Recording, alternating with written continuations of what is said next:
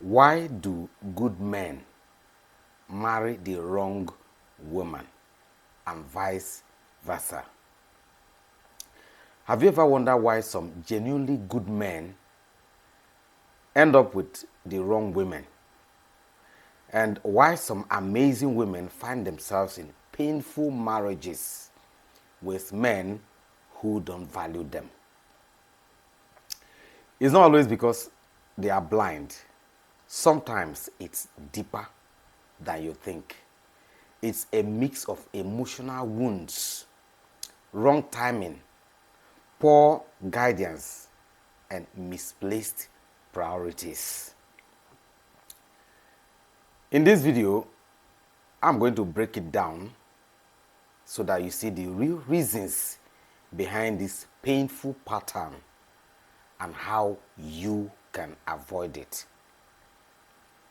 Number one point is what I call the illusion of chemistry. Many people mistake emotional intensity for compatibility. That is, that instant spark, the butterflies, the we just click kind of feeling. Yes, it can be very exciting, but not always healthy. Sometimes that chemistry is just your trauma recognizing a familiar pattern, not your spirit recognizing your soulmate.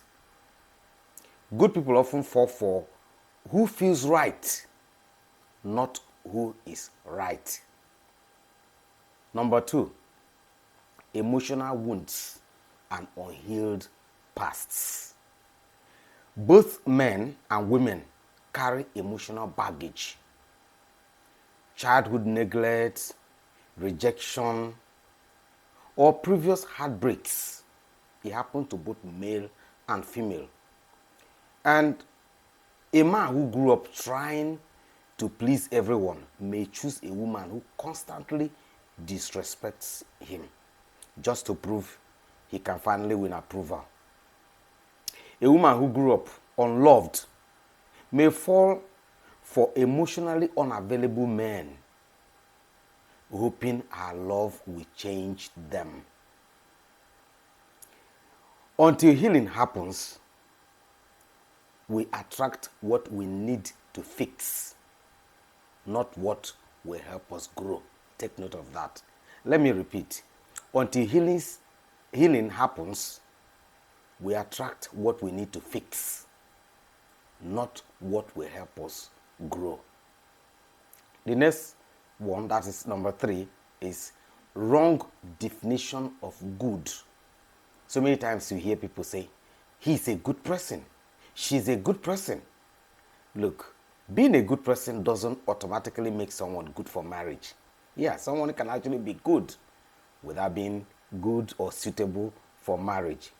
A man may be kind, but lacks leadership or vision required to make marriage work. A woman may be caring, but emotionally immature or controlling. And these things are not needed for marriage to work. You know, many confuse good intentions with marriage readiness. So someone can actually be good, but they are not ready for marriage and they are not suitable for marriage. Marriage needs more than goodness. It needs emotional intelligence, self-awareness, and compatibility. Number four, society and pressure. You know, the society pushes people to marry early. You hear things like, you are not getting younger, or your mates are married. Time is not on your side. Do you remember that you can, sometimes they tell women about menopause. Some even tell you are now in your 30s, you're approaching 40s, or you're approaching menopause. They keep pressuring people. So instead of waiting for the right person, people settle for whoever is available or convenient. They ignore red flags because they want to prove something to family, to friends or even social media. You want to marry because of the pressure. You want to prove that at least you can marry. So anyone that comes around that is just available, you jump at it. But the truth is, a rushed choice today becomes a lifelong regret tomorrow. That's the reason why you need to choose wisely. Number 5, ignoring compatibility for appearance. Many good men marry the wrong women because they choose with their eyes, not with their discernment. Many good women too marry the wrong men because they choose with their emotions, not their wisdom. You see, looks, status, and charm fade away just with time. But character, vision, and value remain. The truth is, a beautiful disaster is still a disaster. So choosing with appearance alone is not enough. The next point is number 6, the savior complex. Some good people feel a need to fix or save broken partners. You know, a man may say, she just needs love. I can change her. I've seen this happen several times. A man from my hometown who was very, successful financially, married a woman that was known then in my village as a thief.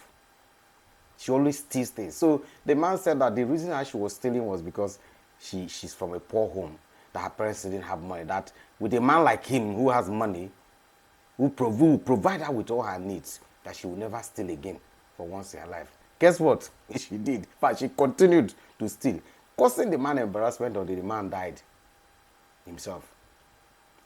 Then there was a lady too who was known with sleeping with everyone while we were growing up. And a man married her with the hope that, so she just need to be cared for. If a man satisfies her sexually, she may not need to be doing that. It's because she has not met a man who can care or who will love her and satisfy her, sexually. That's why he married her. Guess what? She didn't stop. Then, how about a woman? A woman may think he will grow once we get married.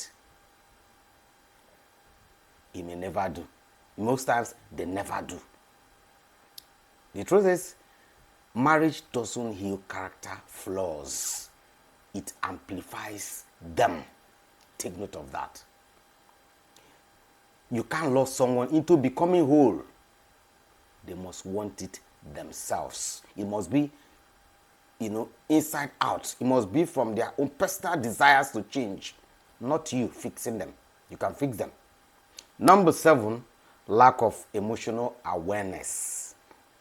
A lot of people enter relationships without understanding their emotional needs or patterns. They don't know how to communicate. They don't know how to resolve conflict. They don't know how to set boundaries. You cannot make marriage work with such. So even when they meet the right person, they sabotage it and end up with the wrong one who matches their chaos. Emotional maturity is more powerful than physical attraction. Take note of that. Number 8, spiritual misalignment. If you have ever seen a car that has gone out of alignment, it's a problem. You can hardly drive such car, and it may cause serious road traffic crash or accident. There's also something called spiritual alignment. And this time around, I'm talking about the misalignment. For those who believe in faith, not every good person is your divine match. Some connections are seasonal, not lifelong.